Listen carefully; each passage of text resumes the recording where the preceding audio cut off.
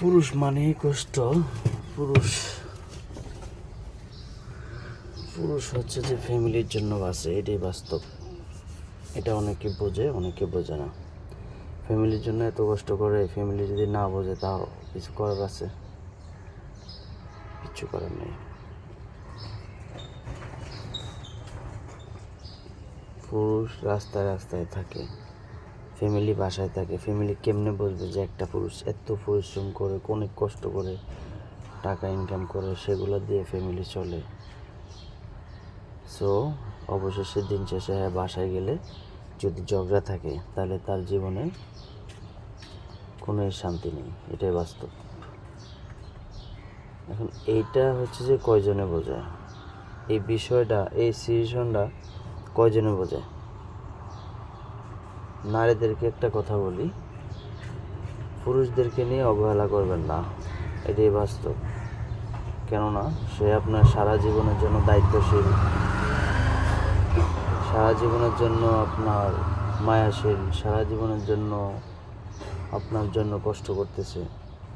এখন অবশেষে যদি তার প্রতিদান এগুলো দেন, তো হয়তো আর শান্তি নেই, আপনিও শান্তিতে থাকতে পারবেন যে এরকমটাও না। তাহলে ওরে তো কষ্ট দেওয়ার কোনো মানেই হয় না। তার চেয়ে বেটার তার সাথে ভালো সময় কাটান, ভালো সম্পর্ক রাখুন,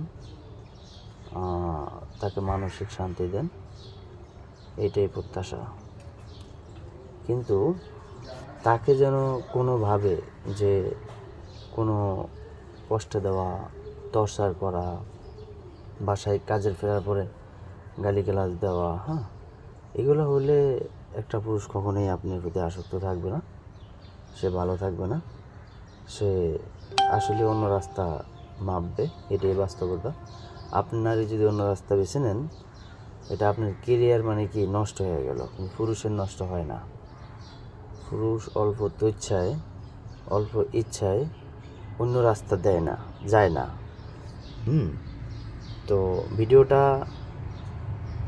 বেশিরভাগই আপনাদের জন্য ভিডিওটা বানাইলাম। অবশ্যই জানাবেন যে কেমন লাগলো এই ভিডিওটা, ভালো লাগছে কিনা তাও জানাবেন, খারাপ লাগলে তাও জানাবেন। সবাইকে দেখার সুযোগ করে দিবেন, কিন্তু সাবস্ক্রাইব করতে ভুলবেন না। পর্যাপ্ত পরিমাণ এই ভিডিওটা শেয়ার চাই। তো আমি জানি না আমার ভিডিওটা কেমন হলো, ভালো বললাম না খারাপ বললাম, আপনারা দর্শক কমেন্টে জানাবেন।